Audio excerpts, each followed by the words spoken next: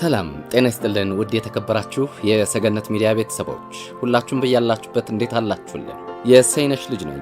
ከመጀመሪያ እስከ መጨረሻ አብሬያችሁ ቆይታ አደርጋለሁ። አዳዲስ የሰገነት ሚዲያ ተከታታይ ካላችሁ ሰብስክራይብ አድርጉና ቤተሰብ ሁኑ። ሰገነቱ ላይ ወጣችሁ ዘና ፈታ ትላላችሁ። ከዚህ ቀደም እንደምታደርጉት ነባር አድማጭ ተከታታይ ተመልካቾቻችን ደግሞ እንደወደዳችሁት እንደፈቀዳችሁት ከዚህ በፊት ታደርጉት እንደነበረው ላይክ ማድረጉን እንዳትረሱ፣ የደወል ምልክቷን በመጫን የምንለቃቸው ቪዲዮዎች ወዲያው እንዲደርሷችሁ ማድረግ ትችላላችሁ። ለወዳጅ ዘመዶቻችሁ ሼር አድርጉልን። የእናንተ አስተያየት ለኛ ጠቃሚ ነውና የኮሜንት መስጫው ላይ ሐሳቦቻችሁን አስፍሩልን፣ እንቀበላለን። ዛሬ የዓለማችን ድንቅ ድርሰቶች ከሆኑት ሮሚዮና ጁሊየት የተሰኘውን ይዤላችሁ ቀርባለሁ። አብራችሁን ቆዩ።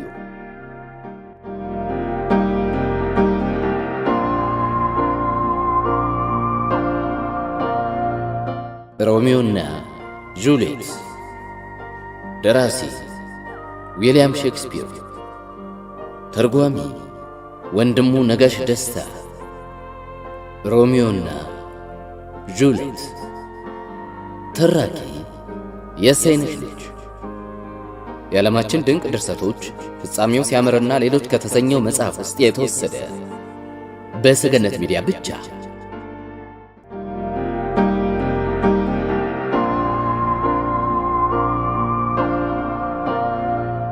ጌታ ሞንታግና ጌታ ካፑሌ የተባሉ ሁለት ዕውቅና ታላላቅ ባለጸጋ ቤተሰቦች በቬሮና ከተማ ይኖሩ ነበር። በእኒህ በሁለት ቤተሰቦች መካከል ለአያሌ ዘመናት የቆየ የቂም በቀል ጠብ እጅግ በመካረሩ ደመኞች ሆነዋል። ይህ የቂም በቀል ጠላትነታቸው ከነርሱ አልፎ የሁለቱ ቤተሰቦች አሽከሮችና ተከታዮች እንኳ በክፉ ዓይን እንዲተያዩ አድርጓቸዋል።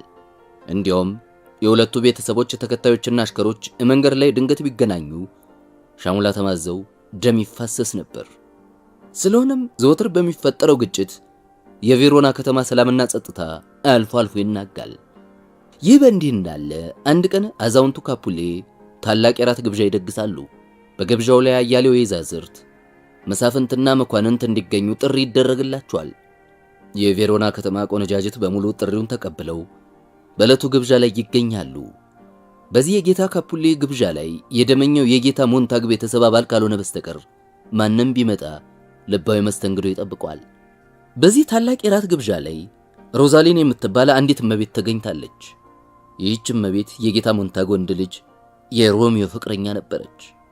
ከጌታ ሞንታግ ቤተሰብ መሃል አንዱ እንኳን በግብዣው ላይ ቢገኝ እስከ ሕይወት ማጣት አደጋ እንደሚደርስበት ጥርጥር የለውም። ቤንቮሊዮ የተባለ የወጣቱ የሮሚዮ ጓደኛ ወደ ግብዣው ስፍራ ለመሄድ ይነሳል። ሮሚዮም አብረውት እንዲሄድ ቦንቮሊዮ በጓደኝነት ያስገድዷል። ሮሚዮም በበኩሉ በአባቱና በጌታ ካፑሌ መሃል ለዘመናት የመረረውን ደመኝነት ስለሚያውቅ የአብረውት የመሄዱ ጉዳይ የማይሞከር እንደሆነ ለቤንቮሊዮ ይገልጽለታል። ቤንቮሊዮም ለሮሚዮ ባቀረበው ሐሳብ ጌታ ሆይ፣ ግብዣው ስፍራ ላይ ከመሄድ የሚያግድ አንዳች ነገር የለም። አንተ መሆንህን ሰው እንዳይለይህና እንዳትታወቅ ከፈለግ ገጽህን በጭንብል ወይም በማስክ ሸፍነህ መሄድ ትችላለህ። እግረ መንገድህንም ፍቅረኛን ሮዛሊንን ግብዣው ላይ የማግኘት እድል ይገጥማል። በዚህ አጋጣሚም የሮዛሊንን ውበት ከሌሎች ድንቅ የቬሮና ቆነጃጅት ጋር ማነጻጸር ትችላለህ። ከእርሷ 10 እጅ የሚልቁ ወይዛዝርት እንዳሉ ለማወቅ ይረዳል በማለት ቤንቮሊዮ ሮሚዮን ያግባቧል። ሮሚዮ በቤንቮሊዮ አባባል ይህን ያህል ባይረካም በዚህ አጋጣሚ ፍቅረኛው ሮዛሊንን ለማግኘትና ናፍቆቱንም ሊወጣ ስለፈለገ ወደ ግብዣው ስፍራ ለመሄድ ፈቃደኝነቱን ይገልጻል። ሮሚዮ ለፍቅረኛው ለሮዛሊን ታማኝ በመሆኑ አብዛኛውን ጊዜ በሐሳብ እየመጣችበት እንቅልፍ አጥቶ ያድር ነበር። ከፍቅሩ ጽናት የተነሳ ከጓደኞቹ ተለይቶ ዘወትር ስለ እርሷ በሐሳብ የሚዋዥቅ ወጣት መስፍን ነበር ሮሚዮ። ሮዛሊን ግን ስለ ሮሚዮ ይህን ያህል ቁብ የሌላት፣ ለፍቅሩ ተገቢውን አጸፋ የማትመለስ ደንታቢስ እመቤት ነበረች። ቤንቮሊዮ ወጣቱን መስፍን ወደ ግብዣው ስፍራ ለመውሰድ የፈለገበት ዋና ምክንያት የተለያዩ ውብ ወይዛዝርት ለሮሚዮ በማሳየት ስለ ሮዛሊን ያለውን ልዩ ግምት ለማስለወጥና ከደረሰበት የፍቅር ሰቀቀን ፈውስ እንዲያገኝ ያስቡለት ነበር። ጌታ ካፑሌ ካዘጋጁት የራት ግብዣ ላይ ለመገኘት ወጣቱ ሮሚዮ፣ ቤንቮሊዮና ጓደኛቸው መርኩቲዮ ገጻቸውን በጭንብል ሸፍነው ወደ ግብዣው ይጓዛሉ። የግብዣው ስፍራ እንደደረሱም አረጋዊው ካፑሌ ራሳቸው መልካም አቀባበል አደረጉላቸው። ጥሪ ካደረጉላቸው እንግዶቻቸው ጋር ለመደነስ ዝግጁ የሆኑ በርካታ ወይዛዝርት እንደሚገኙም ካፑሌ ለወጣቶቹ ያስረዳሉ።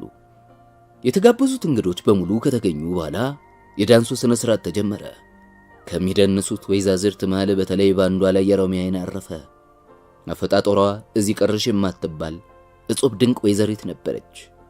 የውበት ጮራ ፈንጣቂ፣ ደማቅ የማለዳ ወጋግን በመምሰሏ ሌሎች ጥቃቅን የውበት ሻማዎች ብርሃናቸውን በወጉ እንዳያንጸባርቁ እሷ ብቻ ላብነት የቀረበች መስላ ታየችው።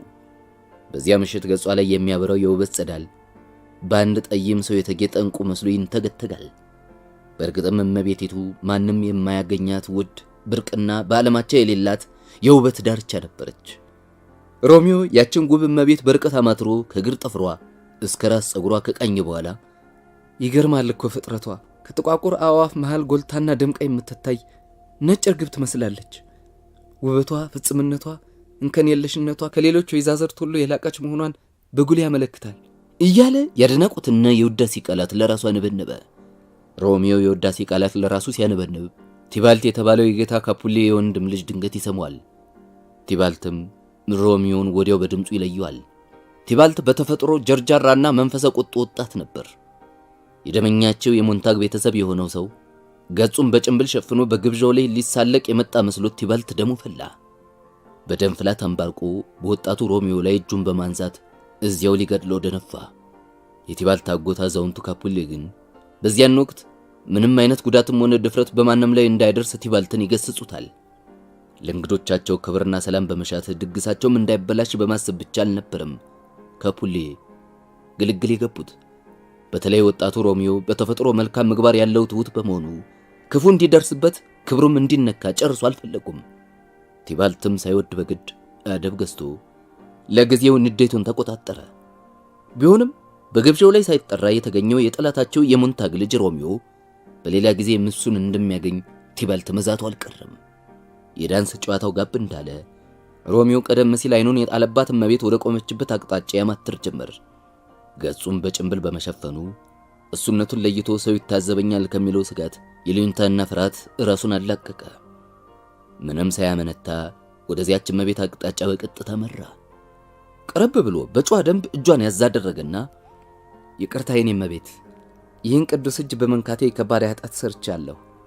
ከሩቅ ስፍራ የመጣሁት ትሑት አምላኪ በመሆኔ የሰራሁትን ኃጢአት ለማስተሰረይ ስል ይህም በድፍረት የነካሁትን ቅዱስ እጅ ልሳለም እገደዳለሁ አለ ሮሚዮ ትህትናውን በሚገልጽ ለስላሳ አንደበት። ያቺ ውብ እመቤትም በበኩሏ አንተ ትሑት አምላኪ ሆይ አለችና የቅዱሳንን እጅ አምላኪዎች ዳስሱታል እንጂ ከቶውንም ሊስሙት አይፈቀድላቸውም ያለች ልብ በሚሰርቅ ድምጸት። ቅዱሳንም ሆኑ አምላኪዎች ከናፈር አላቸው አይደለምን ያለ ሮሚዮ። እንዴት አላቸው እንጂ ያለችና አሁን ለጸሎት ብቻ የሚገለገሉበት ከናፈር አላቸው። ኦ እንግዲያውስ አንቺ የኔ ውድና ቅድስት ሆይ ጸሎቴን ሰምተሽ በረከትሽን የማትለግሽኝ ከሆነ የተስፋዬ ጭላንጭል ልም ብላ እንደምትጨልም ከልብ የማጠንሻለሁ አለ ሮሚዮ። እኒህ ሁለት ወጣቶች በጣፋጭ የፍቅር ጭውውት ተጠምደው ጥቂት አብረው ቆዩ። በመሃሉ ያቺ ውብ እመቤት ድንገት በወላጅ እናቷ ተጠርታ ሄደች። የልጅቷን ማንነት ሮሚዮ ለማወቅ ቀስ ብሎ ጠየቀ። ያገኘው መልስ ያቺ ልቡን በፍቅር ፍላጻ የወጋችው ቆንጆ የጌታ ካፑሌ ወራሽና ተወዳጅ ልጃቸው ጁሊየት እንደሆነች ተረዳ። ሮሚዮም የጌታ ሞንታግ ደመኞች ልጅ ለሆነችው ወጣት ሳያውቅ ድንገት ልቡን በመስጠቱ እጅግ በጣም ተጸጸተ። በሱና በሷ ቤተሰቦች መሃል የቆየው ደመኝነት ባያሌው ቢያስጨንቀውም ሮሚዮ ግን የጠላቶቹን ልጅ እንዳያፈቅር የሚያግደው ነገር አልነበረም።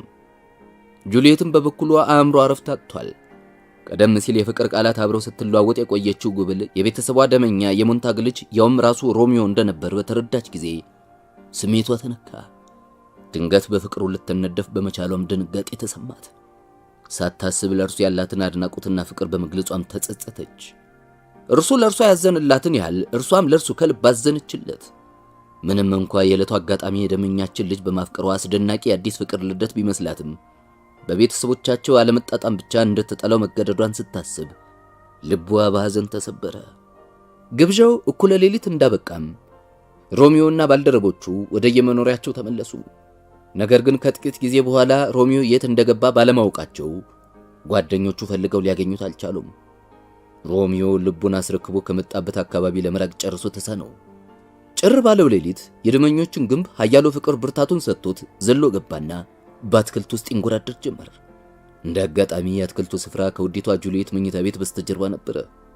ሮሚዮ አዲሷን ፍቅረኛውን እያሰለሰ ጥቂት እንኳን ሳይቆይ እመቤት ጁልየት በመኝታ ቤቷ መስኮት ሰገነት ድንገት ብቅ አለች። በጽሑፍ ድንቅ ውበቷ ማለዳ በምስራቅ እንደምትወጣ ፀሐይ አካባቢውን በብርሃናዊ ነጸብራቅ አደመቀችው። በዚያ ውድቅት አትክልት ስፍራው ላይ ታበራ የነበረችው ጨረቃ ብርሃኗ ደበዘዘ። የሮሚዮ አዲሷ ፀሐይ ብርሃኗን በአካባቢው ብትናኘው ከጨረቋ የሚፈነጥቀው ብርሃን የላቀ ኃይል ብርሃን መድረሱን ሲረዳ በቅሬታ በመደብዘዝ ድርሻውን ለአዲሷ ደማቅና ግዙፍ ብርሃን መልቀቅ ግዴታ ሆነበት። ጁልየት ከመኝታ ክፍሏ ዘገነት ላይ ዘና ብላ ቆመች። ፊቷን በእጇ ደገፍ ስታደርግ ሮሚዮ ባድናቆት ተመለከተና ምን ነው የእጇን ጓንት በእንኩና በእነዚህ አለንጋ ጣቶቿ ገጿን ለመንካት በታደልኩኝ። አሁን እኮ ይህን ያህል ጊዜ ብቻዋን ያለች መስሏት ይሆናል ብሎ በረጅሙ ተነፈሰ። በመጨረሻም ወይኔ ልጁ አለና ባድናቆት ፈዞ ይመለከታት ጀመር። ጁልየት ተናግራ ድምጹን ቢሰማ ምንኛ ደስ እንደሚለው አሰላሰለ። እሱ ራሱ ግን ድምጹን ዝግ አድርጎ ጁልየት ሳስመው መናገሩን ቀጠለ። ኦ አንቺ ደማቅ ብርሃን፣ እባክሽን ደግሞ ተናገሪና ድምጽሽን አሰሚኝ። ከገነት የተላከ መልእክተኛ መስለሽ በላይ ላይ የምታንጸባርቂው ቅድስት ሆይ እባክሽን ቃላት ተንፍሽና ድምጽሽን ልስማው አለ ሮሚዮ። ወጣቱ ሮሚዮ በዚያ በውድቅት እጅግ አደገኛ በሆነ አካባቢ ይገኛል ብላ ጁልየት ጨርሶ አልጠረጠረችም። በዳንሱ ምሽት አጋጥሟት በነበረው ወጣት ፍቅር ተመስጣ ነበርና የወዳጇን ስም ተጠራ ጀመር። ኦ ሮሚዮ ሮሚዮ አለችና ከቶ ለምን ይሆን ሮሚዮ የተሰኘው? ፍቅሬ ሆይ ሮሚዮ፣ አባትህን ወዲያ ተዋቸው። ስምህን ለመለወጥ ፈቃደኛ ከሆንክ ግን ግድ የለም፣ ብቻ የቃል ኪዳን ፍቅረኛ ይሆነኝ እንጂ እኔም ከእንግዲህ ከወላጆቼ ከካፑሎ ቤተሰብ መዝገብ ውስጥ ስሜን ላንተ ስል ሰርዛለሁ ያለች ለራሷ። ሮሚዮ በጁልየት ጣፋጭ ቃላት ተማረከ። እሱም አጸፋውን ሊመልስ ዳርቶት ነበር። ነገር ግን የእሷኑ ማራኪና ጣዕማቸው የማይጠገቡትን የፍቅር ቃላት ማዳመጡን መርጦ ጆሮውን ይበልጥ አቀና። ጁልየት የፍቅር ቃላቷን ለራሷ ማነብነውን ተያያዘችው። እንደ እርሷ አመለካከት ሮሚዮ በመባሉና የሞንታግ ልጅ በመሆኑም ተቆጨች። ሮሚዮ ሌላ ስም ቢኖረው ኖሮ የግሏ ሮሚዮ እንደሚሆን ተመኘች። ከማራኪ አንደበቷ የወጣውን አባባል ሲሰማ ሮሚዮ ስሜቱ ምግታት ተሳነው። እሱ ራሱን በአካል በአምሳል አግኝተው የምታናገረው እንጂ ብቻዋን የምታነበንብ አልመሰለውም። ፍቅሬ ብላ ወይም ለእርሷ ደስ የሚላት ስም እንድትጠራው በልቡ ተማጠናት። መጠሪያ ስሙ የማያስደስታት ከሆነ ከእንግዲህ ሮሚዮ ሊባል እንደማይሻ በለውሳስ ለራሱ ተናገረ። በመኝታ ቤቷ መስኮት ሰገነት ላይ ብቻዋን ስታነበንብ የቆየችው ጁልየት ድንገት የወንድ ድምፅ ከአትክልቱ ውስጥ ሰማች። ፍርሃት መላ አካላቷን አሸበረው። ጨለማን ተገን አድርጎ ግላዊ ምስጢሯን ሲያዳምጥ የቆየውን ሰው ማንነት በመጀመሪያ ማወቅ ተሳናት። ያውን ምንም እንኳን ከዚህ ቀደም ብዙ ቃላት ካንደበቱ ያልሰማች ብትሆንም ዳግም በተናገረ ጊዜ ራሱ ሮሚዮ መሆኑን ወዲያው በድምፁ አረጋገጠች። አይበገሬውን የአባቷን ግንብ ዘሎ አትክልቱ ውስጥ በመገኘቱና ራሱንም ለአደጋ በማጋለጡ ጁልየት አምረራ ወቀሰችው። የሞንታግ ልጅ በመሆኑ ከአባቷ ወገኖች አንዱ እንኳን ቢያገኘው ያለ ርኅራኄ እንደሚገድለው ባዘነት ያገለጸችለት። ሮሚዮን በበኩሉ ሲመልስ ውዷ ጁልየት ሆይ ከቤተሰቦችሽ 20ና 30 ስለታም ጎራዴ ይልቅ ያንቺ ኃይል የህይወት ፈተና ውስጥ ጥሎኛል። አንቺ ብቻ በርኅራኄ ዓይኖችሽ ካየሽኝ ከጠላቶቼ እጅ ህይወቴ ትተርፋለች። ያንቺን ፍቅር አጥቼ ህይወቴ ከምትረዝም ይልቅ በጠላቶቼ እጅ እድሜ አሁኑኑ ቢያጥር መርጣለሁ። እረ እንዴት ወደዚህ ስፍራ ልትመጣ ቻልክ? ለመሆኑ ማን መራህ? ፍቅር ነው የመራኝ።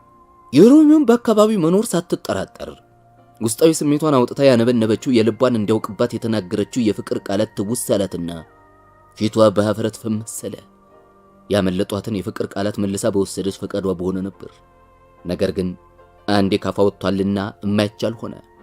ባህልና ወጉን ተከትላ እንደ ዘመኑ ብልጣብልጥ ወይዛዝር ተግደድራ ፍቅረኛዋን ፊት ለመንሳት ትችል ነበር። ጁልየት ከልብ አፍቃሪ ነበረችና በሮሚዮ የፍቅር ወጥመጥ እንዳልተያዘች ለማስመሰል አልሞከረችም። ያው በጁልየት ተፈጥሮ ውስጥ ንጹህ ፍቅር እንጂ ማስመሰል ቦታ አልነበረውም። ከልቧ የመነጨውን እውነተኛ የፍቅር ኑዛዜ ሮሚዮ ከራሷ አንደበት አድምጧል። በአካባቢው ሰው ይኖራል ብላ ሳትጠራጠር የተነፈሰችውን የልቧን ትርታ አንድም ሳይቀር ሮሚዮ ሰምቷል። እሷም በበኩሏ ቀደም ሲል ከአንደበቷ የሰማው የፍቅር ቃላት ሁሉ ከልቧ የመነጩ ለመሆናቸው ሳትደብቅ ነገረችው። ፍቅር መራራ ቃላትን ታጣፍጣለች፣ ጥላቻንም ታስወግዳለችና ጁልየት ከሰገነቱ ላይ ቆማ ቁልቁል እያየች ሮሚዮን በቤተሰቡ ስም ጠራችው። መልካሙ ሞንታግ ሆይ ላንተ በቀላሉ መሸነፌን አይተ ለፍቅር አነስተኛ ግምት አላት እንዳትለኝ አደረሃን። ይልቁንስ የልቤን እንድታውቅ የረዳህን የዛሬውን ምሽት መውቀስ ያለብህ መሰለኝ። አየህ ሮሚዮ፣ በተፈጥሮ ብልጣብልጥ አይደለሁም። ይህን ተፈጥሮዬን ከሴቶች እህቶቼ ልማዳዊ ድርጊት ጋር ማነጻጸር ስትጀምር ያኔ የኔን እውነት ማረጋገጥ ትችላለህ። የብዙዎች ሴቶች እህቶቼ ድርጊት ለነሱ ታላቅ ችሎታና ጥበብ ቢመስላቸው የማስመሰል ትህትናቸው ግን ከንቱ ብልጠት ነው አለች ጁልየት ቁም ነገሯን ጣል በማድረጓ ውስጣዊ ደስታ እየተሰማት። ውድ ጁልየት ሆይ የእንዳንቺ አይነቷን ቅድስት እመቤት እውነተኛ የፍቅር ቃል ጨርሶ እንደማልጠራጠር የፍቅራዊ ምስክሬ ትሁን ያለ ሮሚዮ ከልቡ። በሮሚዮ እውነተኛ አባባል ስሜቷ ተነካ። እሷም በበኩሏ ሐሳቧን ስትገልጽ የዛሬው ምሽት ቃል ኪዳናችን በጥድፈት የተፈጸመና ድንገተኛም ነው አለች። ሮሚዮ ግን ተጨማሪ የፍቅር ቃል ኪዳንና መሐላ እንደሚያስፈልጋቸው አጥብቆ ጠየቃት። አሁን አንተ ከመጠየቅ በፊት የኔን የፍቅር ቃል ኪዳንና መሐላዬንም ሰጥቻለሁ። ቢሆንም አስቀድሜ በፈቃዴ የሰጠውን ቃል ኪዳን መልሼ በመውሰድ እንደገና እንዳዲስ መልሼ በሰጠህ ደስታውን አልችልም። ላንተ ያለኝ ፍቅርና እምነት የውቅያኖስን ያህል ሰፊና ጠሊቅ ነው። ሁለቱ የምሽቱ ከዋክብት እንዲህ አይነቱን ጣፋጭ የፍቅር ቃላት በመለዋወጥ ላይ እንዳሉ ጁልየት ድንገት በሞግዚቷ ተጠራች። የእንቅልፍ ሰዓቷ በማለፉና እንዲያውም ሊነጋጋ በመቃረቡ በሞግዚቷ አስተሳሰብ ጁልየት የግድ መተኛት አለባት። በጨረቃዋ ብርሃንና በምሽቱ ነፋሻማ አየር ለመርካት እንደፈለገች አስመስላ ምክንያት ከሰጠች ከጥቂት ደቂቃዎች በኋላ ሮሚዮ ዘንድ ተመለሰች። የሰገነቱን በረንዳ ደገፍ ብላ ቁልቁል ፍቅረኛዋን እያየች ለፍቅር ዋጋ የምትሰጥና ታማኝ ከሆንክ እኮራብሃለሁ። ልታገባኝ ፈቃደኛና ቁርጠኛም ከሆንክ የጋብቻችንን ዕለት ለመወሰን በሚቀጥለው ቀን መልእክተኛ ልክብሃለሁ። ሮሚዮ፣ ልቤን ላንተ ሰጥቼ እድሌን ካንተ ጋር አቆራኝቼ እስከ ዓለም ዳርቻ እከተልሃለሁ አለች ጁልየት። የጋብቻቸውን ቀነ ቀጠሮ በመወሰን ላይ እንዳሉ ሞግዚቷ እንደገና ጁልየትን ጠራቻት። አሁንም ጁልየት ሞግዚቷ እንዳታውቅባት ገባ ወጣለች። ጁልየት የሮሚዮን ከርሷ መለየት እንዳልፈለገች ሁሉ ሮሚዮም ከጁልየት መለየቱን ልቡ አልፈቀደውም። ለፍቅረኞች ጣፋጭ ሙዚቃቸው አንዱ የሌላውን ቃል በጠራ የጨረቃ ምሽት ከማድመጥ የበለጠ የለምና ሁለቱም መለየት ሞት መሰላቸው። ቢሆንም በመጨረሻው የሰላም እንቅልፍና የመልካም ምኞት ቃላት ተለዋውጠው ሳይወዱ በግድ ሮሚዮና ጁልየት ለጊዜው ተለያዩ።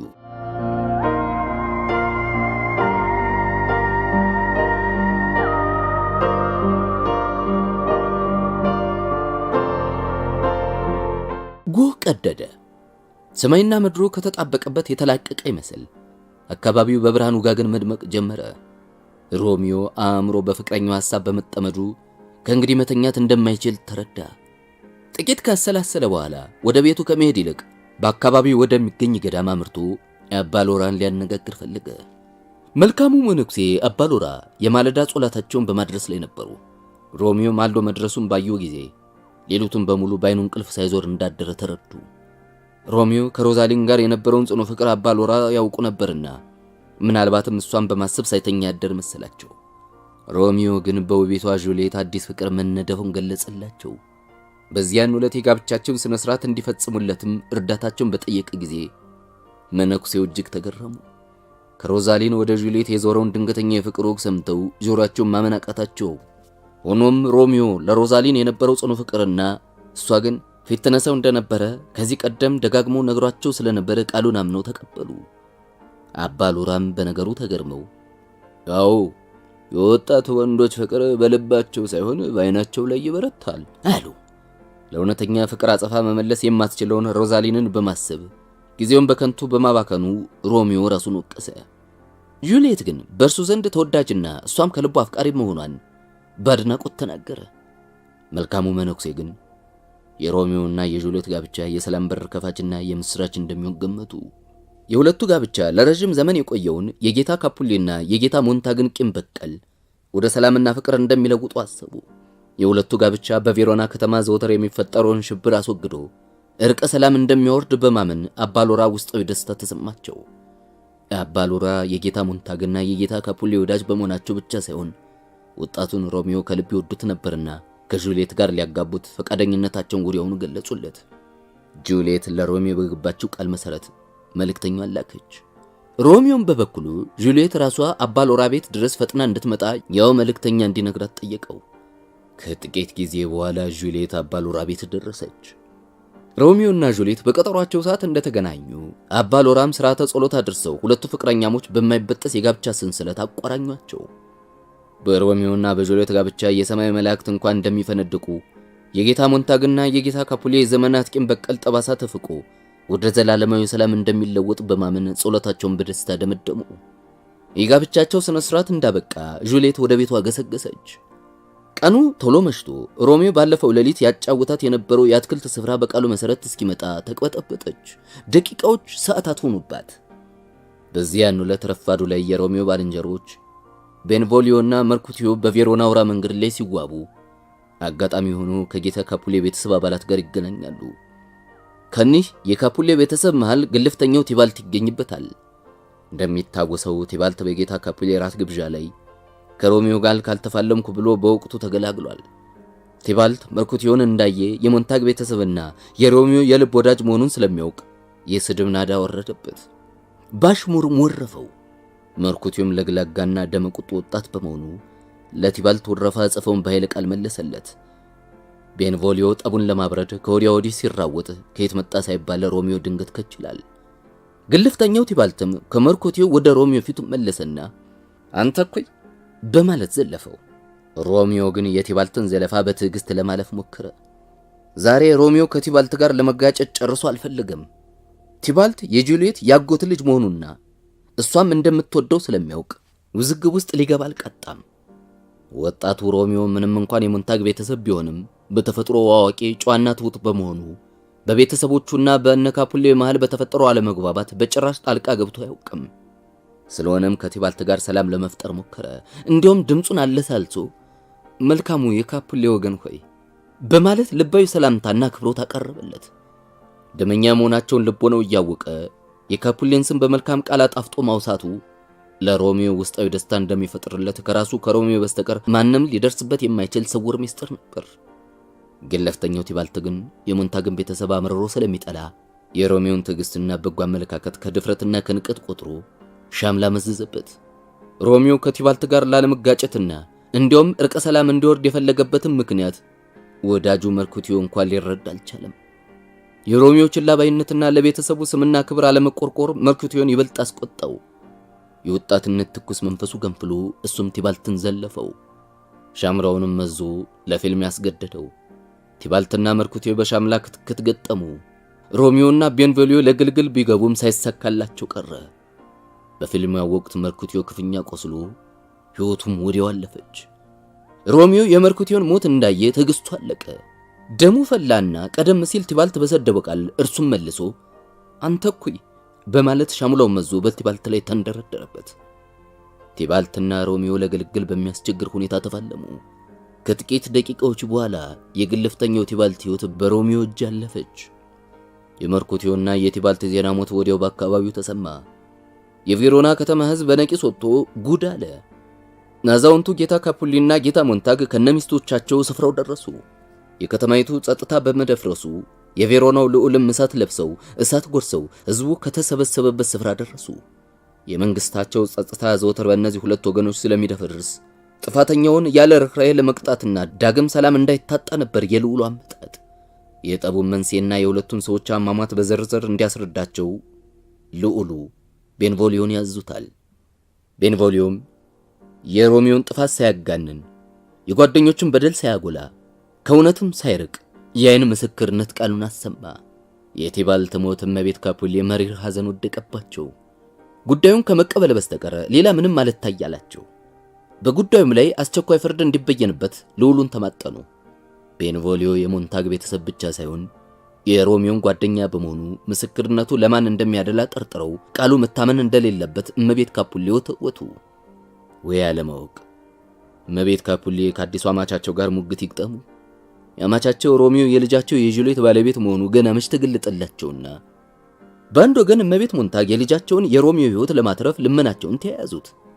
ቲባልት አስቀድሞ መርኩቲዮን መግደሉ ጥፋተኛ መሆኑና በዚህም ሳቢያ ሮሚዮ ተናዶ የቲባልትን ሕይወት ቢያጠፋ ወንጀለኛ እንደማያሰኘው እመቤት ሞንታግ ለልዑሉ አቤት ማለታቸው ትክክል ነበር። የቬሮናው ልዑል በሁለቱም እመቤቶች ክርክር ልመናና ውቶታ ስሜታቸው ተነካ። ጉዳዩን አውጥተው አውርደው ከአዛውንቱ ጋር መከሩበት። የጠቡን መንስኤ በጥንቃቄ ከመረመሩና ሐቁን አንጠርጥረው ከተረዱ በኋላ የማያዳግም ብያናቸውን ሰጡ። እነሆ በልዑሉ የማይሻር ፍርድ መሰረት ወጣቱ ሮሚዮ ከቬሮና ከተማ እንዲሰደድ ተወሰነ። የሮሚዮ የስደት ዜና ጁልየትን እጅግ አሳዘናት። ለጥቂት ሰዓታት ሚስት ሆና ቆይታ እነሆ በልዑሉ ትእዛዝ ከምትወደው ባሏ ልትለይ ተገደደች። ጁልየት በመጀመሪያ የባሏ ስደት ዜና እንደደረሳት በሮሚዮ ላይ የቁጣ ማት አወረደችበት። ሮሚዮ ያጎቷን ልጅ ቲባልትን በመግደሉም ተበሳጭታ ሮሚዮ አንተ ውብ ብትሆንም ቅሉ ፍርደ ገምድል ነህ። ተፈጥሮህ በግ መሳይ ተኩላ፣ በአበባ የተሸፈነ የባብ ልብ ያለህ ጭካኝ ፍጡር ነህ እያለች ቁጣዋንና ነቀፌቷን አወረደችበት። ያው እኔ ድንገተኛ ቃላት ቁጣና ፍቅር ተመሰቃቅለው በአእምሮ ውስጥ የተፈጠረውን ትግል ብቻ ነበር የሚያንጸባርቁት። ከቁጣዋና ከነቀፌቷ በኋላ በመጨረሻው ገባለች። ሮሚዮ በአካል በአምሳል ፊቷ ድቅና ልባት። ለእርሱ ያላት ጽኑ ፍቅር አይሎ ብርቱካን በመሰሉት ጉንጮቿ ላይ የእንባ ጎርፍ ወረደ።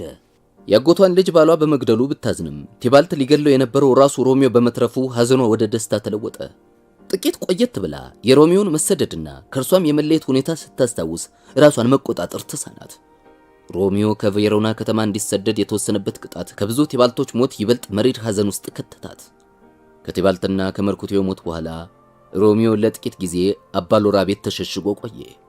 ከሞት ያላነሰው የስደት ፍርድ ሮሚዮ ጆሮ የደረሰው የዚህ አባሎራ ቤት ሆኖ ነበር። ከቬሮና ከተማ ግንብ ውጭ ሌላ ዓለም እንደሌለ፣ ከጁልየት ፍቅርና ውበት ተለይቶ መኖርም ጨርሶ እንደማይቻል ተሰማው። ጁልየት ባለችበት ቦታ ሁሉ ሕይወት ትለመልማለች። ዙሪያ ገባውም የፍቅር ዓለም ይሆናል። ጁልየት ከሌለች ግን ሕይወት መርገምት፣ መኖር ስቃይና ቅጣት፣ የሞት ጽልመት የሚያንዣብብበት የመቃብር ዓለም ይሆናል።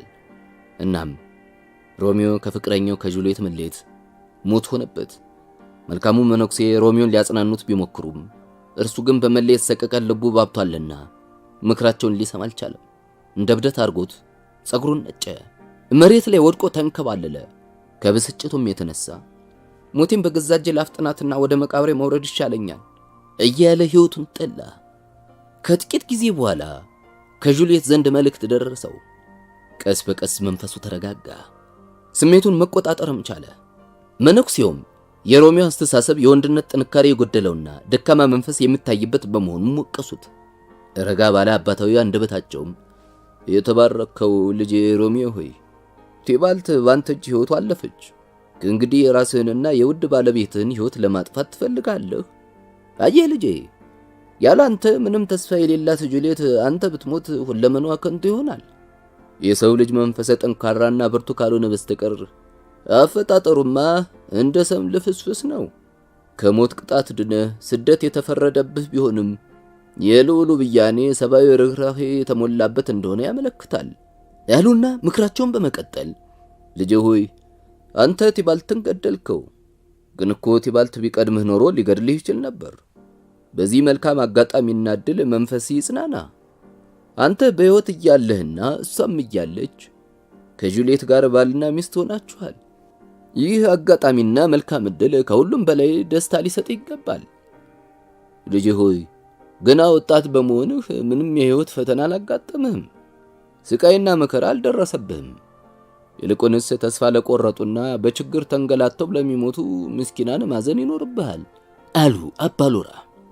የሮሚዮ መንፈስ መጽናናቱን አባሎራ ካወቁ በኋላ በዚያኑ ምሽት በስውር ጁልየት ዘንድ ፈጥኖ በመሄድ እንዲሰናበታት አባታዊ ምክራቸውን ለገሱት። የእርሱንና የጁልየትን ጋብቻ ለሕዝብ ይፋ የሚያወጡበትን ተስማሚ ቀን እስኪያገኙ ድረስ በአስቸኳይ ወደ ማንቱዋ እንዲሄድ ነገሩት። የአገር ሰላም ሆኖ ሁኔታዎች ሲረጋጉ የሮሚዮና የጁልየት ጋብቻ ቢታወቅ ለሁለቱ ደመኛ ቤተሰቦች እንደገና ወዳጅነት ለመፍጠር እንደሚረዳ ገመቱ። የሁለቱ ጋብቻ አዲስና የሰላም የፍቅር ምዕራፍ ከፋች ታላቅ ብስራት እንደሚሆንም አባሎራ ገለጹለት። ይህ የአባሎራ በጎ ምኞት ከሰመረ የልዑሉ ምሕረት እንደሚደርሰው ሮሚዮ እርግጠኛ ሆነ። የደረሰበት ስደት፣ የገጠመው የሕይወት ፈተና እንደ ጉም ተኖ ሲጠፋና በምትኩ ደስታው እጥፍ ድረብ ሲሆን እየታሰበው ተስፋው ለመለመ፣ መንፈሱ ታደሰ። ሮሚዮ የአባሎራን ጠቃሚ ምክር በተግባር ለማዋል ቃል ገብቶና መነኩሴውንም ተሰናብቶ ጁልየትን ለማየት ተነሳ። ምሽቱን ከእርሷ ጋር ካሳለፈ በኋላ በማግስቱ ጉዞውን ወደ ማንቷ ለማምራት እንዳቀደ ገለጸላቸው። መነኩሴውም በሐሳቡ ከተስማሙ በኋላ እሳቸውን ቬሮና ከተማ ውስጥ የሚሆነውን ሁሉ በየጊዜው በደብዳቤ እንደሚያሳውቁትም ቃል ገቡለት። ሮሚዮ ጨለማን ተገና አድርጎ ወደ ጁልየት አባት ቤተ ግንብ አመራ። ባለፈው ምሽት ጁልየት የፍቅር ኑዛዜዋን ታነብንብ በነበረችበት በኩል ግንቡን ዘሎ አትክልት ውስጥ ገባ። እሷና እሱ በፈጠሩት ልዩ ዘዴ ተጠቅመው ሮሚዮ በቀጥታ ወደ መኝታ ክፍሉ ገባ። ሮሚዮ ሌሊቱን በሙሉ ከውድ ባለቤቱ ጋር አሳለፈ። ምሽቱ የደስታ ቢሆንም የመለያየታቸው ጉዳይ ሲታስባቸው ስሜታቸው ወደ ሐዘንና ሰቆቃ እየተለወጠ በጭንቀት አሳለፉት። በማግስቱ ጎህ ቀደደ። የንጋት ወፎችን ዝማሬ ስትሰማ ጁልየት ጆሮዋን ማመን አቃታት። የንጋት ወፎች ዝማሬ የእኩለ ሌሊቱ ወፍ ጩኸት መስሏት የጊዜው መንጋት አልታወቃትም ነበር።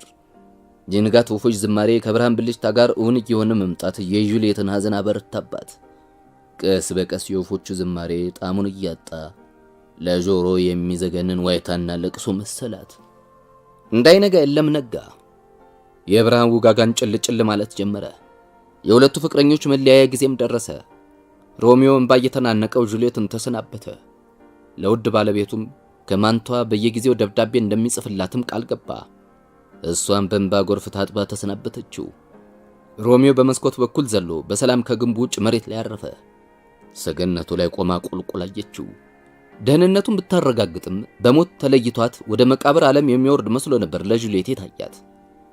ሮሚዮን በበኩሉ ጁልየት በአካል ሳይሆን በሞት የተለየችው መሰለው ነው። ከጁልየት አባት ቅጥር ግቢ ውስጥ ከእንግዲህ መቆየት ለሮሚዮ ሕይወት አደገኛ ነበር። በቬሮና ከተማ ቀን ለቀን መታየትም የባሰ ችግር ውስጥ ይጥሏል። ሮሚዮ ከጁልየት ተለይቶ ማንም ሲያዩ ከቬሮና ከተማ መውጣት አለበት እና በፍቅር ሰቀቀን የተሰቃዩት ሮሚዮና ጁልየት የጀመሩትን ጣፋጭ ወግ አጣጥመው ሳይጨርሱ ያውም ሳይወዱ በግድ ተለያዩ።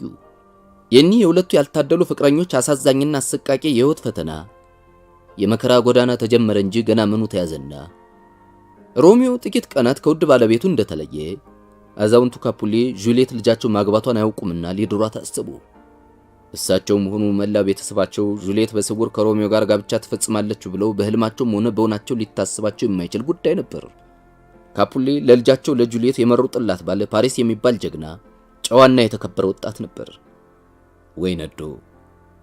ጁልየት አስቀድማ ሮሚዮን ባታየው ኖሮ እንደ ወላጆቿ አመራረጥና ፍላጎት ከሆነ ወጣቱ ፓሪስ ተስማሚዋና አቻባሏ በሆነ ነበር። ሮሚዮ በደረሰበት መሰደድና እሷንም ባጋጠማት የህይወት ፈተና ጁልየት ዙሪያው ገደል ሆነባት። ፍርሃትና ስጋት ንጹህ ልቧን አሸበረው። በዚያ ላይ የአባቷ ምርጫና ውሳኔ አእምሯን አስጨነቀው። ማንን እንደምታገባ ለመጀመሪያ ጊዜ በይፋ ሲገለጽላት የልቧን በልቧ አድርጋ እኔ ገና ልጅ በመሆኔ ለጋብቻ አልደረስኩም። በዚህም ላይ በቅርቡ የሞተው ያጎቴ ልጅ የቲባልታዝን መንፈሴን ነክቶታል፣ ቅስሜንም ሰብሮታል። ስለሆነም አሁን የማገባውን ባሌን በደስታ ልቀበለው ያዳግተኛል። ለመሆኑ የቲባልት የቀብር ስርዓት ገና ከመፈጸሙ ቤተሰባችንስ እንዴት ሰርግ ሊደግስ ይችላል? በማለት ልዩ ልዩ ምክንያት ፈጥራ ጋብቻውን በጨዋ ደንብ ተቃወመች። ዋነኛውና እውነተኛው ድብቅ ምክንያቷ ግን አስቀድማ ከሮሚዮ ጋር የፈጸመችው የጋብቻ ጉዳይ ነበር። አዛውንቱ ካፑሌ ግን ለጁልየት ውቶታ ጆሮ ዳባ ልበሳሉ። የጁልየትና የፓሪስ የጋብቻ ስነ ስርዓት የሚመጣው ሐሙስ እንደሚፈጸም ከገለጹ በኋላ እሷም ቃላቸውን ተቀብላ እንድትዘጋጅ በጥብቅ አዘዟት። የመረጡላት ባልወጣት ባለጸጋና የመኳንንት ወገን በመሆኑ በጣም ኩሮናት የምትባል የቬሮና ሴት እንኳን በጸጋና በደስታ እንደምትቀበለው ገለጹላት። እንደ ጌታ ካፑሌ ግምት ከሆነ ያሁኑ የጁልየት የማስመሰል ትህትና በመልካም ዕድሏና በጋብቻዋ ላይ ችግር ማስከተል እንደሌለበትም አጠንክረው ተናገሩ። ከደረሰባት የህይወት ፈተና በተለመደው እርዳታቸው እንዲያወጧት ለመማጠን ጁልየት በስውር ወደ አባሎራ ቤት ገሰገሰች። አባሎራም ለመኗን ከሰሙ በኋላ ጁልየት ልበ ሙሉና ጠንካራ ከሆነች ምንም እንኳን አደጋ ሊያስከተል ቢችልም መፍትሄ እንዳላቸው ነገሯት። ጁልየትን በበኩሏ ምን ያህል መንፈሰ ጠንካራ መሆኗን ስትገልጽ አባቴ አባሎራ፣ እውነት እንድናገር ከተፈለገ እኔ በበኩሌ ፓሪስን ከማገባ ይልቅ ህይወቴ እንዳለች በቁሜ መቃብር መግባትን እመርጣለሁ። ውድ ባለቤቴ ሮሜ በህይወት እያለ እሱን ትቼ ሌላ ባል ማግባት በእኔ በኩል የማይታሰብ ጉዳይ ነው ያለችም ባይተን አነቃት። አባሎራም ስለ ጁልየት ጥቂት ካሰቡ በኋላ በቀጥታ ወደ ቤቷ ተመልሳ ለመላ ቤተሰቧ ደስተኛ መስላ መታየት እንዳለበት ነገሯት። የአባቷን ፈቃድ ለመሙላት ፓሪስንም ለማግባት ዝግጁ መሆኗን መግለጽ እንዳለባት አስረዷት። አደጋ ሊያስከትል ቢችልም መፍትሄ ሊሆን ይችል ይሆናል ስላሉትም ጉዳይ በዝርዝር ገለጹላት። በሚቀጥለው ምሽት ማለትም የጋብቻዋ ዋዜ ማለት አባ ሎራ የሚሰጧትን መድኃኒት መጠጣት እንዳለባትም ራሳቸው ነገሯት።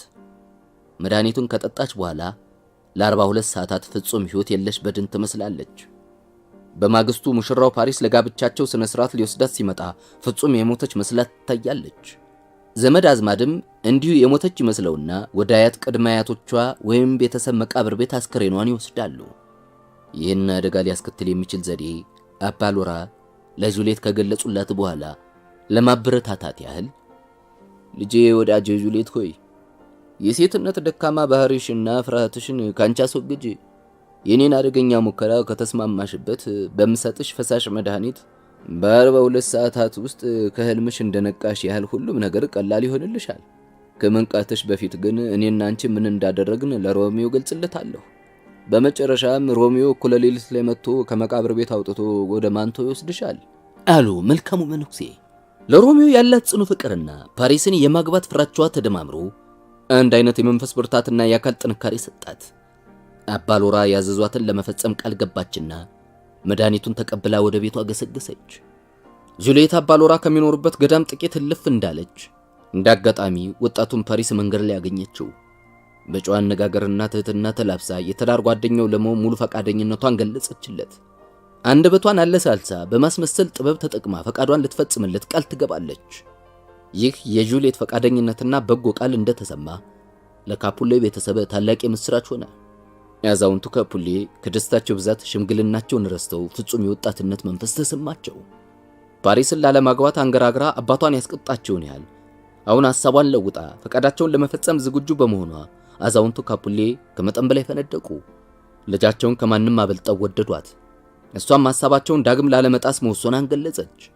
የካፑሌ ቤተሰብና ዘመድ አዝማድም የሰርጉን ድግስ ተያያዙት።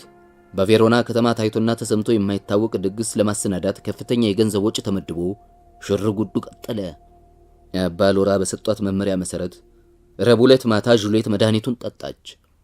ከመጠጣቷ በፊት ግን ብዙ አቅማምታ ነበር። ከሮሚዮ ጋር የጋብቻቸውን ስነ ስርዓት በስውር በማስፈጸማቸው ምናልባት የሚጠየቁና የሚወቀሱ መስሏቸው አባ ሎራ መርዝ ይሰጡኝ ይሆን በማለት ጁልየት መስጋቷ አልቀረም። አባ ሎራ ግን ለአያሌ ዘመናት በሰብአዊ ድርጊታቸው ስመጥር መሆናቸውን አስታውሳ ጥርጣሬዋን ወዲያው አስወገደች። ሮሚዮ መቃብር ቤት ድረስ እንዲመጣ ከታቀደበት ሰዓት ምናልባት ቀደም ብላ የምትነቃ መስሏትም መስጋቷ አልቀረም። ድንገት ከተወሰነው ሰዓት ቀድማ በተነቃ የዚህ አስፈሪ ቀፋፊ የመቃብር ቤት ጨለማና ብቸኝነት ታስባትና አእምሯን በማስጨነቅ እብድ እንዳትሆንም ሰጋች። የሙታን መንፈስ መቃብር የገቡትን አስከሬኖቻቸውን ለመጎብኘት እንደሚመጡ የሰማችው አፈ ታሪክ ሁሉ ተውስ ሲላት ጊዜ መፈጠሯን ጠላች። ለሮሚዮ ያላት ጽኑ ፍቅርና ፓሪስንም ላለማግባት የፈጠረችው እምቢታ ሁሉ በሐሳቧ እየመጣ መስቀልቅል ሁኔታዎችን ፈጠረባት። የመጣው ይምጣ የሆነ ይሁን ብላ ተስፋውን ቆረጠች። በመጨረሻም ለሮሚዮ ያላት ታማኝነትና ፍቅር አስገድዷት የአባ ሎራ የሰጧትን መድኃኒት ሳታመነታ ጨለጠች። ህሊናዋንም ወዲያው ሳተች።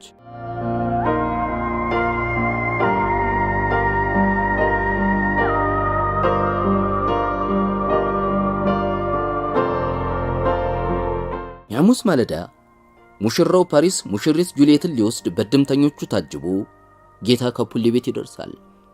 ያችን እምቡጥ አበባ ይዤ ሄዳለሁ ያለው ፓሪስ እንደተመኛት ሳይሆን ቀርታ የጠወለገች የጽጌረዳ ቅጠል ሆና አገኛት። ሰማይ ምድሩ ተደፋበት። በጁልየት ቤተሰብም ላይ እጅግ አስፈሪ የሐዘን ድባብ አጠላ። ያልታሰበ ዱብዳ፣ እሪታና ዋይታ። ጨካኙ ሞት የጋብቻውን ስነ ስርዓት ከመፈጸማቸው በፊት ጁልየትን ስለነጠቀው ፓሪስ መሪር ሐዘን ወደቀበት። በሙሽራይቱ ልጃቸው ድንገተኛ ዕረፍት በአዛውንቱ ካፑሌና በእመቤት ካፑሌ ላይ የደረሰው ሐዘን ግን ከሁሉም የሚያሳዝን ሆነ። የልጃቸውን ዓለም ለማየት የጓጉበት አይናቸው የደም እንባ ዘነበ። አንድ ልጃቸው ለወግ ለማዕረግ ስትደርስ አይተው ለመፈንደቅ የነበራቸው ተስፋ ጨለመ። ጁልየትን ከሚጠብቃት ዓለምና ደስታ ጨካኙ ሞት ድንገት ስለወሰደባቸው የዓይናቸው ብሌን እንደጠፋ ቆጠሩት። ያ ሁሉ መሰናዶ፣ የተጠበቀው ደስታና ፈንጠዝያ ወደ ሐዘን ተለወጠ። ለሰርጓ የታቀደውና የተዘጋጀው ሁሉ ለቀብሯ ስነ ስርዓት ማስፈጸሚያ ለመቃብር ዓለም ማዳረሻ ዋለ። የጁልየትን ጋብቻ ስነ ስርዓት እንዲያስፈጽሙ የተጠሩት ቄስ ፍትሐተ ጸሎታን እንዲያደርሱ ተገደዱ። የጁልየት አስከሬን በዘመድ አዝማድ ታጅቦ ወደማይቀረው የመቃብር ቤት ተወሰደ። የቋሚን ተስፋ ለማለምለም ሳይሆን የሙታንን ቁጥር ለማብዛት ውቢቷ ጁልየት ሳታልፍ አለፈች። በህብረተሰብ ግንኙነት ውስጥ ከመልካም ዜናዎችና ከደጋግ ብስራቶች ይልቅ ለጆሮ የሚቀፉ የአእምሮን የሚሰቀጥጡ ወሬዎች ይበልጥ ፈጥነው ይዛመታሉ።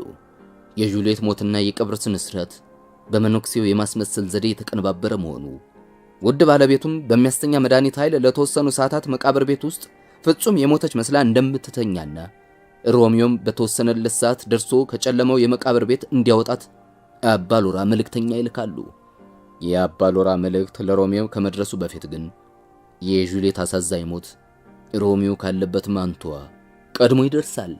የጁልየት ሞት ሮሚዮ ጆሮ ከመድረሱ ከጥቂት ሰዓታት በፊት ሮሚዮ ያለ ወትሮ ታላቅ ደስታ ተሰምቶት ፍንድቅድቅ ብሎ ነበር። ታሪኩ ከህልም ጋር የተቆራኘ ነበር። ሮሚዮ በህልሙ የሞተ ይመስሏል። ጁልየትም ድንገት ትደርስና ሞቶ ታገኘዋለች። ከንፈሮቹን ስማ የህይወት እስትንፋስ ስትዘራበት እንደገና ህይወት ዘርቶ እንዲያውም ንጉስ ሲሆን ይታየዋል። ብዙም ሳይቆይ አንድ መልእክተኛ ከቬሮና ማንቷ የደረሰ ይመስሏል። መልእክተኛውን እንዳየ መልካም ዜና ይዞለት እንደመጣ እርግጠኛ ይሆናል። ከህልሙ እንደነቃ ሮሚዮ የጠበቀው ብስራት ሳይሆን ማቅ የሚያስለብስ መርዶ ይደርሰዋል። እሱም በበኩሉ እንቡጥ ከንፈሯን ስሞ ህይወት ሊዘራላት እንደማይችል ሆና ጁልየት መሰናበቷን ተረዳ። ውድ ፍቅረኛውንና የጥቂት ሰዓታት ሚስቱን ጨካኙ ሞት እንደነጠቀው ሲያውቅ ከእንግዲህ ለሮሚዮ ምን ዓለም ይኖረዋል? በመጨረሻም ከተቀመጠበት ድንገት አፈፊልና ፈረሴን ጫኑልኝ ብሎ ማምሻውን ወደ ቬሮና ከተማ በመገስገስ የጁልየት አስከሬን መቃብር ቤት ውስጥ እንዳረፈ ለማየት ወሰነ። እኩይ ሐሳብና ድርጊት ተስፋ በቆረጡ ሰዎች አእምሮ ውስጥ ፈጥኖ ይዘልቃልና ሮሚዮ ወደ ማንቷ በመጣ ጊዜ አይቶት የነበረው አንድ የመድኃኒት ቀማሚ መደብር ትውስ አለው። የመድኃኒት ቀማሚውን ጉስቁልና ባዶ ሳጥኖችና ብልቃጦች ቆሻሻ መደርደሪያ ላይ ተከማችተው በተመለከተ ጊዜ በማንቷ ሕግ መሰረት መርዝ መሸጥ በሞት ቢያስቀጣም እነሆ እዚህ አንድ ምስኪን ሰው መርዝ በይፋ ይሸጣል ብሎ ነበር ሮሚዮ። እና ሮሚዮ ወደ ማንቷ ሲመጣ ያየው የመድኃኒት መደብርና ቀማሚ ትውስ እንዳለው በቀጥታ ወደዚያው አመራ። ምን እንደሚፈልግም ለመድኃኒት ቀማሚው ገለጸላቸው። ጥቂት ወርቅ አውጥቶ ለአዛውንቱ ቢሰጣቸው ምስኪኑ መድኃኒት ቀማሚ ሳይጠረጥሩ የፈለገውን መርዝ ከሸጡለት በኋላ ወዳጄ ሆይ አንተ የ20 ሰው ጥንካሬና ብርታት ቢኖርህ እንኳ ይህን መድኃኒት ከጠጣህ ከመቀጽበት ሊገድልህ ይችላል ያሉ ምስኪኑ መድኃኒት ቀማሚ። ሮሚዮ መርዙን በኪሱ ይዞ የውድ ፍቅረኛውን አስከሬን ካረፈበት መቃብር ቤት ለማየት በውድቅት ወደ ቬሮና ገሰገሰ። የጁልየትን አስከሬን ለመጨረሻ ጊዜ ከተሰናበተ በኋላ የገዛው መርዝ ጠጥቶ እሱም እሷ ጎን ሊቀበር ቆረጠ። እኩለ ሌሊት ላይ ቬሮና ደርሶ በቀጥታ ወደ መካነ መቃብሩ አመራ። በመካነ መቃብሩ መካከለኛ ስፍራ ላይ የጌታ ካፑሌ ቤተሰብ ጥንታዊ መቃብር ቤት ጉብ ብሎ ታየው። ሮሚዮ ለጨለመው መብራት ለመቃብር ቤቱ በር መስበሪያ መሳሪያ ይዞ ነበር። የመቃብር ቤቱን በር መስበር እንደጀመረ የሆነ ድምጽ በስሙ ሲጠራ ሰማ። ሮሚዮ በር ሰበራውን ወዲያው እንዳቋረጠ የተጣራው ድምጽ አንተ ከይሲ ሞንታግ በላውን ይህን ህገወጥ ድርጊትህን አቁም አለው በኃይለ ቃል። ይህ ድምጽ የወጣቱ ፓሪስ ነበር። ፓሪስ በዚያው ድቅት የመጣው በጁልየት መቃብር ላይ የአበባ ጉንጉን ለማስቀመጥና ሚስቱ ልትሆን ጥቂት ሲቀራት በሞት የተለየችውን ውብ እመቤት አስክሬን አይቶ መሪር ሐዘኑን በእንባ ሊወጣ ነበር። ሮሚዮ በምን ምክንያት መቃብር ቤት እንደተገኘ ፓሪስ አላወቀም ነበር። ቢሆንም ሮሚዮ የሞንታግ ቤተሰብና እንዲሁም የካፑሌ ደመኛ እንደሆነ ያውቃል። ሮሚዮ በዚህ ውድቅት በአስከሬኖቹ ላይ አሳፋሪ የበቀል ድርጊት ሊፈጽም የመጣ መሰለው። ስለሆነም ሮሚዮ በር ሰበራውን እንዲያቆም ፓሪስ በጥብቅ አዘዘው። እንዲያውም እንደ ወንጀለኛ ይዞ ሊያስረው ፈለገ። ምክንያቱም በቬሮና ሕግ መሰረት ከከተማይቱ ክልል ውጭ እንዲሰደድ የተበየነበት ሰው ዳግም በከተማዋ ውስጥ ቢገኝ በሞት እንደሚቀጣ ፓሪስ ያውቃልና። ሮሚዮ ለጊዜው የፓሪስን ማንነት አልለየውም። ቢሆንም ማንም ሆነ ማን ምንም እንደማያገባው ሮሚዮ አስታወቀ። የፓሪስ ኃይለ ቃልም እጅግ አስቆጣው። ከእንግዲህ ተናግሮ ደሙን የሚያፈላው ከሆነ ሞቶ የተቀበረው የቲባልት ዕጣ ደርሶት እሱም በእጁ እንዳይጠፋ ሮሚዮ አስጠነቀቀው። ፓሪስ ግን የሮሚዮን ልመናና መማጠን ከምንም ሳይቆጥር ልክ እንደ ጥፋተኛ እጁን አነሳበት። ሁለቱ ጎባኖች ሻምላ መዘው ክትክት ገጠሙ። በመጨረሻም የፓሪስ ሕይወት በሮሚዮ እጅ አለፈች። ሮሚዮ በብርሃን ረዳትነት በእጁ የጠፋውን ሰው ማንነት በቅጡ ሊለይ ቻለ። ከማንቷ ወደ ቬሮና በመገስገስ ላይ እንዳለ ጁልየትን ሊያገባ የተዘጋጀው ወጣት ፓሪስ እንደነበረ የሰማው ወሬ ትዝ አለው። እጅግ በጣም ደነገጠ። ሕይወቱ ያለፈችውን ወጣት አስከሬን ቀና አድርጎ አቀፈውና እድለ ቢስነት ዕጣ ክፍሌ ሆኗል። ወዳጄ ሆይ ከጁልየት መቃብር ቤት በክብር አሳርፈሃለሁ በማለት ሮሚዮ በወጣቱ ፓሪስ ሞት አምርሮ አዘነ። የጌታ ካፑሌን ቤተሰብ መቃብር ቤት ከፈተና ወደ ጁልየት አስከሬን ተጠጋ። ያቺ ውድ ፍቅረኛው ሞት እንኳ በጭካኔውና በኃይሉ ሊለውጠው የተሳነውን ውበት ተጎናጽፋ ጋደም ብላለች። መነኩሴው የሰጣትን መድኃኒት ጠጥታ በተኛችበት ወቅት የነበራት ግርማ ሞገስና ውዝ አሁንም ሕያው አስመስሏታል። አጠገቧም ያጎቷ የቲባልት አስከሬን ተጋድሟል። ሮሚዮ የቲባልትን አስከሬን እንደ ሕያው ይቅርታ ጠየቀ። ዘወትር ጁልየት ቲባልትን እንደምትጠራው ሮሚዮም በበኩሉ አጎቴ ሆይ አለና እንደ ጁልየት ኖ ገዳይን ገድዬ በቀልህን ልወጣ ዝግጁ ሆኛለሁ አለ በተሰባበረ ድምፅ።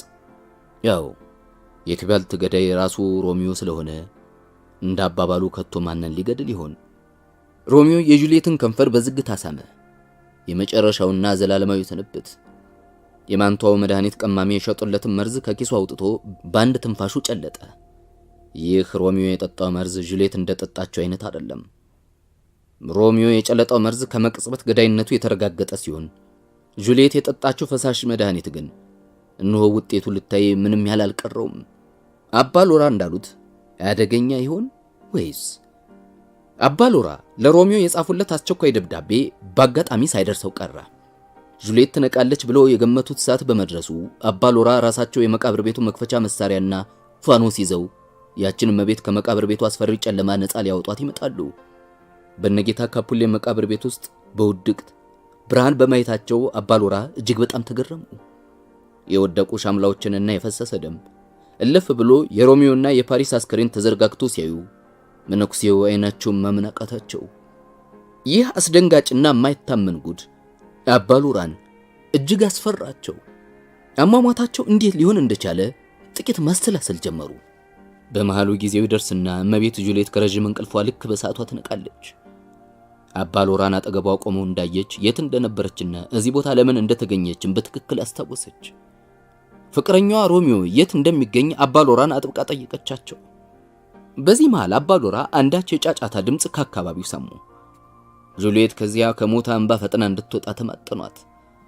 ከእርሳቸውና ከእርሷ ዘዴ የላቀ አንድ ኃይል ውጥኖቻቸውን ሁሉ እንዳከሸፈባቸው ይነግሯታል። ያ የሰሙት ድምፅ እየቀረበ መምጣቱ ያስፈራቸውና መነኩሴው ይሸሻሉ። ጁልየት ቀና ብላ ዙሪያዋን ቃኘች። ፍቅረኛዋ ሮሚዮ ብልቃጥ በእጁ እንደጨበጠ መቃብሯ ስር መደፋቱን ባየች ጊዜ መርዝ ጠጥቶ እንደሞተ ወዲያው ተረዳች። ምናልባት ብልቃጥ ውስጥ የተረፈ መርዝ ብታገኝ ልትጠጣ ፈልጋ ነበር። ግን ሮሚዮ ጨልጦታል። ከሮሚዮ ከንፈር ላይ የቀረ መርዝ ቢኖር ብላ ሳመችው። ግን መርዙ ሁሉ በግሮሮ ውስጥ ዘልቋል። ከጥቂት ደቂቃዎች በኋላ ወደ መቃብር ቤቱ የሚመጡ ሰዎች ድምፅ ሰማች። ምንም ያህል ጊዜ ሳታጠፋ ሮሚዮ ታጥቆት የነበረውን ጩቤ ከወገቡ ላይ ፈታች።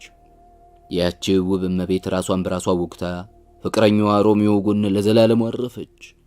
ለጽኑ ፍቅርና ታማኝነት ስትል ሕይወቷን ሰጥታ መስዋዕትነቷን ከፈለች።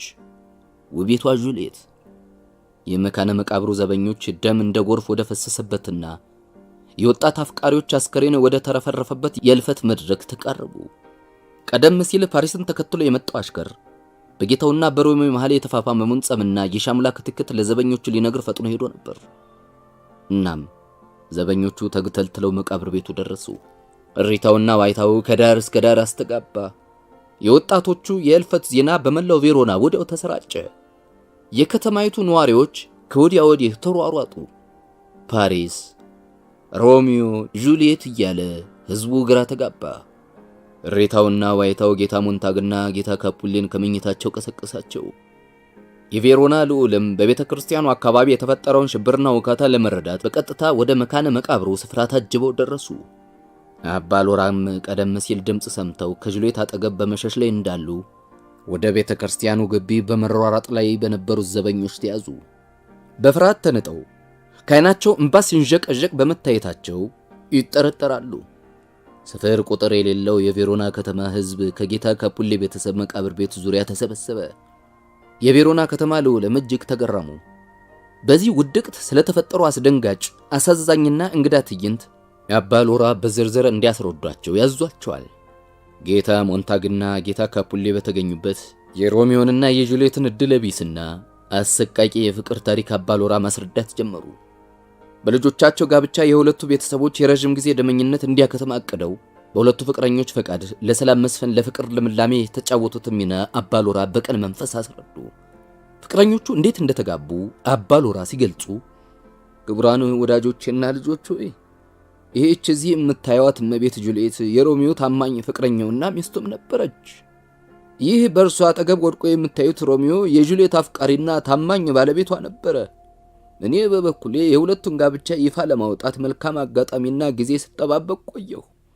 ሆኖም ጁልየት ከሌላ ሰው ጋር ጋብቻ እንድትፈጽም በቤተሰቧ በኩል ዝግጅቱ ቀጠለ። ከሮሚዮ ጋር የፈጸመችው ጋብቻ ለዘላለሙ እንዲጸና እኔና ጁልየት ዘዴ ቀየስን።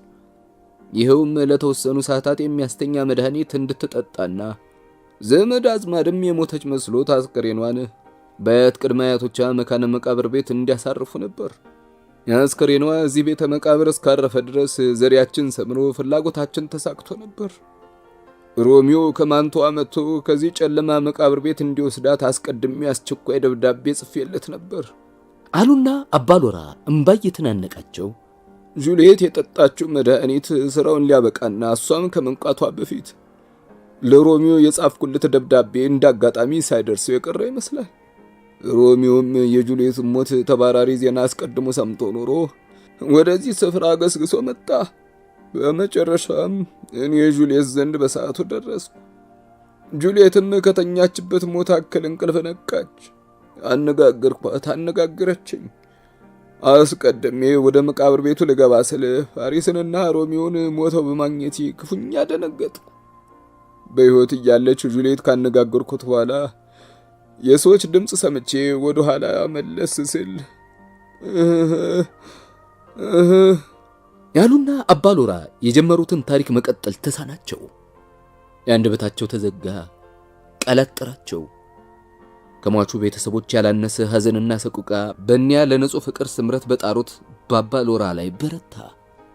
አባ ሎራ ጀምረው ዳር ያላደረሱትን ታሪክ ሮሚዮን ተከትሎ ከማንቷ የመጣው አሽከር በዝርዝር ማስረዳቱን ቀጠለ። እሱና ሮሚዮ ከማንቷ ገስግሰው መካነ መቃብሩ ስፍራ እንደደረሱ በሮሚዮና በፓሪስ መሃል ውዝግብ ተፈጥሮ እንደነበር ተረከ። ጠቡ ተካሮ ፓሪስ በፊልሚዮ እንደሞተና ሮሚዮም የፓሪስን ማንነት እንዳወቀ መጸጸቱን ተናገረ። ከጥቂት ደቂቃዎች በኋላ ሮሚዮ የጁልየት ሞት እንዳረጋገጠ በገዛ እጁ መርዝ ጠጥቶ መሞቱን አሽከሩ ልቡ በሐዘን ተነክቶ ገለጸ። በመጨረሻም ሮሚዮ ከማንቷ ሲነሳ ድንገት የሞትኩ እንደሆነ ብሎ ለአባቱ የጻፈውን ደብዳቤ አሽከር ለጌታ ሞንታግ አስረከበ። ሮሚዮ ለአባቱ ለጌታ ሞንታግ በጻፈው ደብዳቤ ውስጥ ከጁልየት ጋር ስለፈጸመው ሚስጥራዊ ጋብቻ ገልጾ ወላጆቹን ይቅርታ የጠየቀበት ቃል ይገኝበታል። መርዝ ገዝቶ ከጠጣ በኋላ ከጁልየት መቃብር አጠገብ እሱም ለዘላለማዊ ረፍት ለማድረግ ወስኖ እንደነበረ በደብዳቤው ውስጥ ይነበባል። ይህ ሁሉ ማስረጃ ተገንዝቦ መነኩሴው አባ ሎራ በግድያው ውስጥ ተካፋይ ሊሆኑ ይችላሉ የሚለው ጥርጣሬ ነፃ ሊያወጣቸው ቻለ። የቬሮናው ልዕል ይህን አስገራሚና አስደናቂ ታሪክ ባንክሮ አዳመጡ። ፊታቸውን ወደ አዛውንቱ ሞንታግና የአዛውንቱ ካፑሌ መልሰው እስከዛሬ በፈጸሙት የቂም በቀል ጠባቸው ሁለቱንም አምረረው ወቀሷቸው። በቂም በቀል መዘዝ እነሆ መሪር ትዝታው ከህሊናቸው ማህደር የማይጠፋ ጸጸት እንዳደረሰባቸው አስረዳቸው። በይቅርታ ሊታለፍ የሚችል ጊዜያዊ አለመግባባትና ጥላቻ ከነሱ አልፎ ንጹሃን ልጃቸውን እንኳን ለሞት እንደዳረገ ልዑሉ ለተሰበሰበው ህዝብ ሁሉ አሰሙ። ለዘመናት በከንቱ ቂም በቀል ሲፈላለጉና የቬሮናን ጸጥታ ሲያውኩ የኖሩት ጌታ ሞንታግና ጌታ ካፑሌ ከእንግዲህ ደመኞች ላለመሆን ተስማሙ። የረጅም ዘመን ጥላቻቸውን ከልጆቻቸው አስከሬን ጋር መቃብር ሊከቱ ወሰኑ። ጌታ ካፑሌ ወደ ጌታ ሞንታግ ፊታቸውን መልሰው ርቀ ሰላም መውረዱን ሲገልጹ ወንድሜ ሞንታግ ሆይ ከእንግዲህ በእኔና ባንተ ቤተሰብ መሃል ሰላም ይንገስ፣ ፍቅራችን ይጠንክር፣ በቃ ሁሉም ነገር በልጆቻችን መስዋዕትነትም ያክትም በማለት እጃቸውን ለጌታ ሞንታግ ዘረጉ። ንግግራቸውንም በመቀጠል የሰላም ምልክት የሆነውን የኔና ያንተን እርቅ በመሻት ብቻ እነሆ እጄን መዘርጋቴ ለፍቅራችን ጽናት ዋነኛ ምልክት ይሁን አሉ ጌታ ካፑሌ በፈገግታ። ጌታ ሞንታግ በጌታ ካፑሌ ንግግር ልባቸው ተነካ። እሳቸውም በበኩላቸው ወዳጄ ካፑሌ ሆይ፣ እኔ በበኩሌ ግን የርቀ ሰላም ምልክት የሆነውን እጄን ብቻ አይደለም የምዘረጋልህ። ከእጄ የላቀ ዘላለማዊ ቁም ነገር ላበረክት ቃል እገባለሁ። የውቢቷን የጁልየትን ሐውልት ከንጹህ ወርቅ አሰርቼ ያቆማለሁ። ሐውልቷም ቬሮና ውስጥ ያሉትን ሐውልቶች ሁሉ የሚያስንቅ እጹብ ድንቅ ይሆናል ያሉ ጌታ ሞንታግ። ጌታ ካፑሌም እንዲሁ በጌታ ሞንታግ ንግግር ስሜታቸው ተነካ። እሳቸውም በበኩላቸው ሲመልሱ እኔም ለወጣቱ ሮሚዮ ዘላለማዊ መታሰቢያ ይሆን ዘንድ ግሩም ሐውልት አቆማለሁ ያሉ ጌታ ካፑሌ ለጌታ ሞንታግ አባባል አጽፋ በመመለሳቸው ውስጣዊ ደስታና ኩራት እየተሰማቸው ነው። በሰላምና በፍቅር አብረው የመኖር ዕድልና ጊዜ ካለፈባቸው በኋላ ሁለቱም አዛውንት አንዱ ለሌላው ያለውን የወዳጅነት ጽናት አብልጦ ለማሳየት ከመቼውም ጊዜ በላይ ይፎካከሩ ጀመር። ለዘመናት መሮ የነበረው የቂም በቀል ውጤቱ አሰቃቂ ቢሆንም በንጹሃን ልጆቻቸው በተከፈለ የሕይወት ዕዳ ቂም በቀላቸው ከጥላቻ ማህደር ተፋቀ። በመጨረሻም ሁለቱ ቤተሰቦች ተከታዮቻቸውና አሽከሮቻቸውም በሰላምና በፍቅር መኖር ጀመሩ። አበቃው።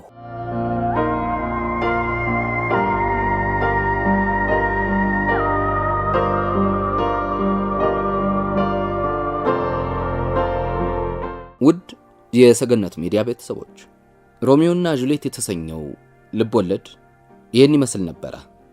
እንዴት አገኛችሁት? ሐሳቦቻችሁን የኮሜንት መስጫው ላይ ያስፈሩልን።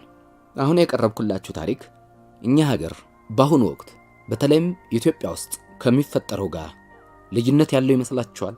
አንደኛው ወገን የአንደኛውን ወገን ልጅ ሕይወት ሲያጠፋ፣ የአንደኛው ወገን ልጅ የአንደኛውን ወገን ወንድሙን እህቱን ሲደፍር ሕይወት ሲቀጥፍ እያየን እየሰማን አይደለም ትላላችሁ? የቂም በቀል ጥላቻው መጨረሻው ወደ መቃብር አዘቅት መውረድ ነውና ቆም ብለን እናስብ። እርስ በርስ እየተሳሰብን እንደ ሰው ቆመን ማሰብ ይገባናል። የሰው ሕይወት በማጥፋት የምናመጣው ምንም አይነት ደስታ የለምና በሕይወት ዘመናችን ቆመን እንቅልፍን እንገድላለንና እባካችሁ እርስ በርሳችን እንረዳዳ፣ እርስ በርሳችን እንፋቀር። መኖሪያችን ኢትዮጵያ ናትና ኢትዮጵያ ላይ እስካለን ድረስ ወንድምና እህት፣ አባትና ልጅ፣ አጎት፣ አክስት፣ እህት፣ ዘመዳሞች እየሆነን እንኖር የዕለቱ መልእክታችን ነው።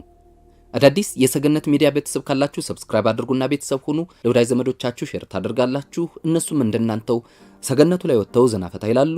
የደወል ምልክቷን መጫን እንዳትረሱ። የምንለቃቸው ቪዲዮዎች ወዲያው እንዲደርሷችሁ በእያንዳንዱ ቪዲዮ ላይም ላይክ ማድረጉን እንዳትረሱ። የሰይነሽ ልጅ አብሬያችሁ ቆይታ አደረግኩ። ሰላም።